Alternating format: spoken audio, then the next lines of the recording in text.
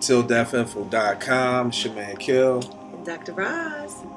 Always put this disclaimer out usually in the second week. We're wearing the same clothes because we gotta do all these videos in the same day. Ladies, can you guys write in and say, Kill, give Dr. Roz a wardrobe change? You know what? Next week you can do it. Are you kidding Go me? ahead. Are you serious? Bring some clothes here and change. Yay! Are you gonna bring some too? No, because I don't care. But then, Fine. No, I ain't bringing no clothes in. so then I'm gonna look like an idiot. Well, then wear the same thing. See how we fight just like an old married couple? Me too. Question of the week. We've been having lots of questions. Keep them coming. TillDeathInfo@gmail.com. Leave them on the website, TillDeathInfo.com. Leave them on the YouTube page. Yeah. We get them all. Yeah, we get them all. The question this week was, and it's funny because I can relate to this question. It was, whenever I'm out with other couples, it seems like I have more in common with the person across the table from me, their spouse, than I do with my spouse, and vice versa. And I think it's a funny question because I think we've all kind of seen it. You know, I've been out with my homeboys and his wife doesn't want any more kids, and I don't want any more kids, but Tanya wants more kids, and her husband wants more kids. And, you know, I think everybody's kind of been like, yo, what's good with that? Like, why is it that, you know, it seems like, and truth be told, I think a lot of affairs start like that. I'll be real with you from the door. That is a trick from the devil. Yeah, it is. That's a trick. All right, we can dead that right now. You know, stuff always looks green, or the grass always looks green. It's not. Just because, and I think what happens is a lot of times, and maybe around those serious issues like kids. Yeah. You know, if feel like one you're person not getting is really what you want, like, I want kids, and that other lady, your man spouse staring at you across the table like, yeah, I want kids too. That's that trick from the devil. That's like, yo, yeah, y'all should get together then. You know, yeah, he ain't respecting you, and y'all ain't. And be your baby daddy. Nah. Don't fall for it because it's a trick. No, it's a trick. Yeah, no, you're right. I think the reason that is because God truly wants two people to even each other out. Yeah.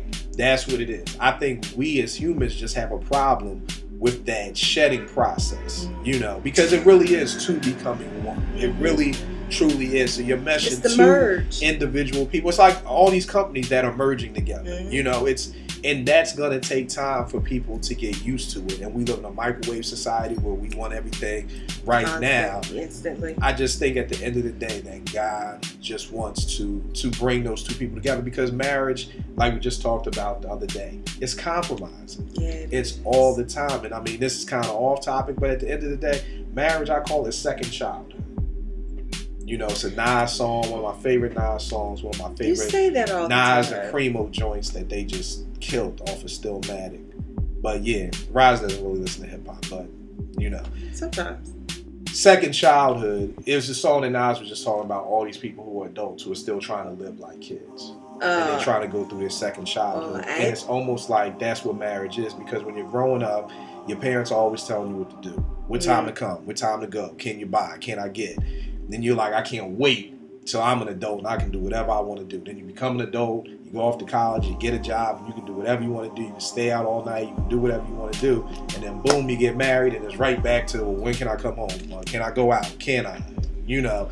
So it's almost like, I want you to say that, because that's how most men view marriage. Is like, women view it too like that. It's not that it's prison. And women feel the same way. I'm sure, like, if a woman wants to do something and you're asking your husband's permission, which I think you should do, because that's another problem. A lot of people just do what they want to do, no matter if their husband or their wife yayed it or nayed it, you know. But marriage is a compromise. I'm still learning how to do that almost 5 years in. Yeah. I mean, it takes time, and marriage is a compromise. Sometimes I think I have asked, and I just asked, and I'll be like, didn't I tell you? And it's not so much as, did I tell you? It's like, but dang, I really didn't even consider you in the process. I just made the decision. Right. So the thing is that's working why. Progress, guys. So to the first part, it's a trick. Don't even look at your man's wife or your homegirl's husband like, we're more compatible, I should be with you, or anything like that. That's a trick. Why is it like that? Why does it seem like husbands and wives are opposites? Only when we get married. Because I think when we're married, because when we get married, I don't think you're looking at your Yeah, you fiance don't see- like yeah. we don't have anything in Yeah, common. you don't see- yeah. We don't. But then once you get married, but it's because it's time to blend things together. So you're really trying. Well, to, reality sets in. Yeah, reality sets Yeah. in. But at the end of the day, when you really look at the big picture, think of how your life would have been if in your childhood you didn't have your parents to tell you. Oh, it'd be chaotic. It didn't give you parameters. You It'd know be what I'm chaotic. saying? Everybody wants rules. Yeah. So at the end of the day, Yeah. maybe you wanted to go to that party that lasted till 5 a.m. and your mom told you to be home by midnight and you were mad, but maybe people got shot at that party Right. at 5 a.m. Or Right. it's just without those parameters. We'd you be know what I'm doing saying? whatever. We'd be doing whatever. Think about, I can name you 1,000 mistakes that I made in my adult single life. Financially, Yeah. relationship Oh, yeah. wise, Yeah. just because I was doing whatever I wanted to do. I wasn't seeking God's vision. I wasn't You gotta have asking authority my over your mother. life. I was Yeah. doing whatever I wanted to do. You know, just making bad financial. Oh, I want that. That's how I'm buying it. I don't care. I don't care what just get a new credit card for it. Like, I think it's always funny when you say you first went off to college, you didn't realize you had to go to class. yeah, I That did. makes me laugh. I didn't realize What that. did you think college was? Well, you gotta understand, I went to college and I went to Morgan, and my man Melvin, shouts to my man Melvin Jackson from Philly.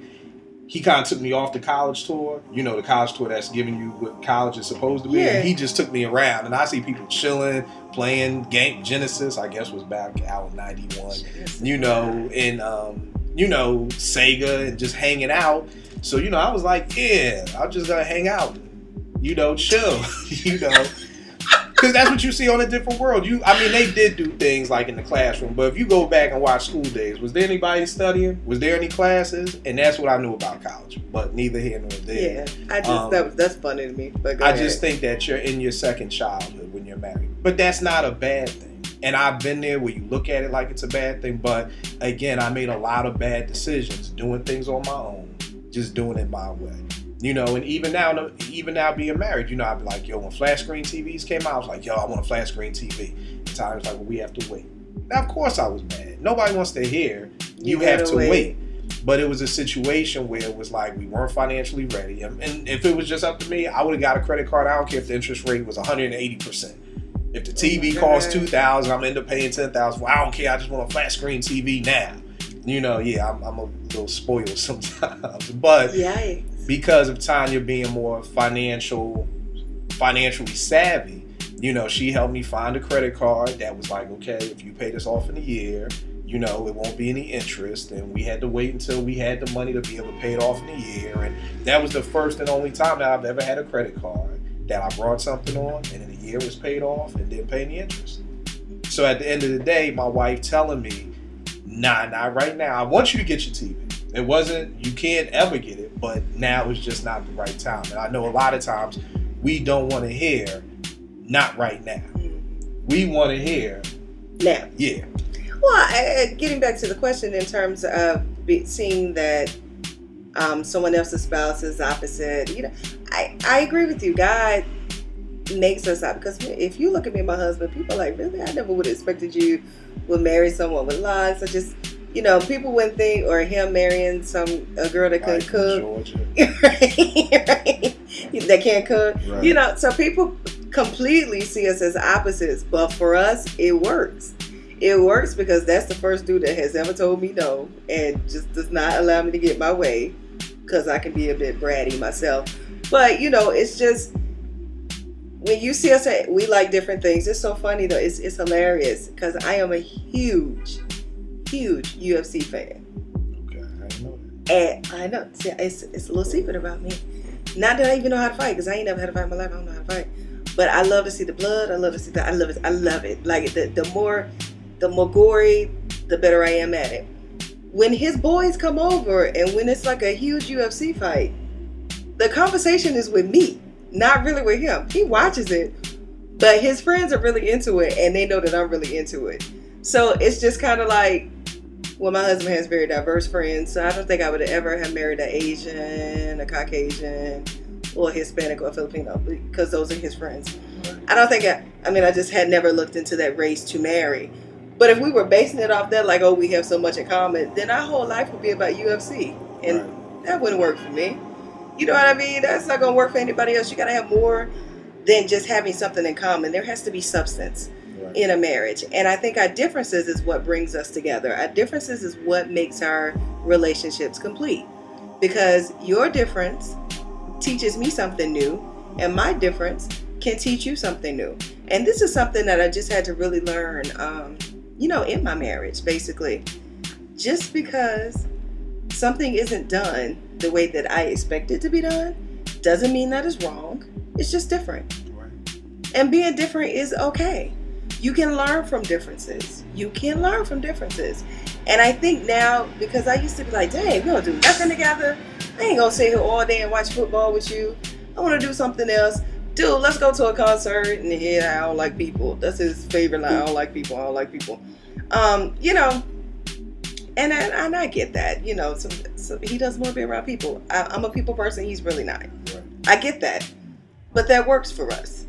And it's okay. It's okay for us. And I think you have to get to a place in your relationship where you're just okay with the difference. Because it's not a bad thing. And I think also... And build on that. There has to still be a little bit of compromise. Well, yeah. You got to watch some football games. You know what I do? And he got to go to some concerts, I put together, meals for him, or not cook, but I go order stuff. And he has friends over. And it's about what's important to you. Yeah. Frank may not mind. He may not want you to watch football. He probably would rather watch in peace. I think that's something that, again, nothing we ever say is just... across the board, yeah. It's about what's good for think you. About it. It's about think about it. Frank may not want you to watch it. So you watch a football game with him, maybe might get on his nerves. You know what I'm saying? Or you go into it's about respecting each other's differences. Well, my way of respecting that difference is that I don't ask him to do anything on Sundays besides going to church. There you go. Because I know football season. I already know what he wants. In fact, we go to early service. And with the lockout, you may get a lot more this year. Yeah. You might. We go to the early service so he can come home and watch the pre-game, whatever it is. And I don't bother him. And it gives me the opportunity to do girl stuff. Right. So it works. So there really is, when you do have those opposites, just embrace that.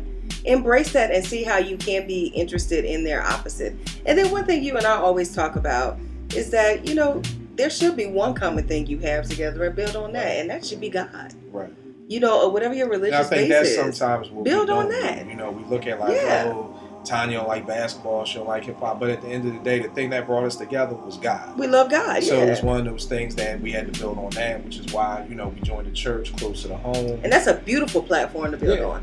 So it's crazy now. You can't go wrong building on that. Lay's in her kids' Bible study class, which she loves. That now T can volunteer in. They want Tanya to be on the board of the female ministry. I'm on the board of the men's ministry. So we had Bible study every Wednesday. So, it was almost like for a while, you sometimes forget God is something that you can have in common. And that's the one thing that brought you together.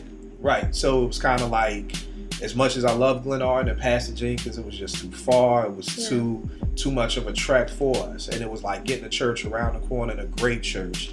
And that is a blessing. So, you kind of just have to look at those things. What works for you? What works? That's the most important thing, what works for you. And I think the one thing that we'll never stop saying is you got to talk. You've got to find out what works for your marriage. Because, just as much as our advice can help marriages, our same advice could kill marriage. Could kill a marriage, Because you'll be like, all right, Kill said men want freaky sex, so I'm going to go out and be free. And you gotta find out what your husband wants. Where did you learn that at? Yeah, what does your husband want? But for some reason, we don't like talking. I know women do, but for some reason, man, we gotta talk. We gotta also listen, because that's another key thing. It's not just talking, because y'all can talk. Y'all ain't the best listeners in the world, though. And men, we probably ain't the best at either or. But to really have that great marriage, that successful, happy marriage, we gotta talk.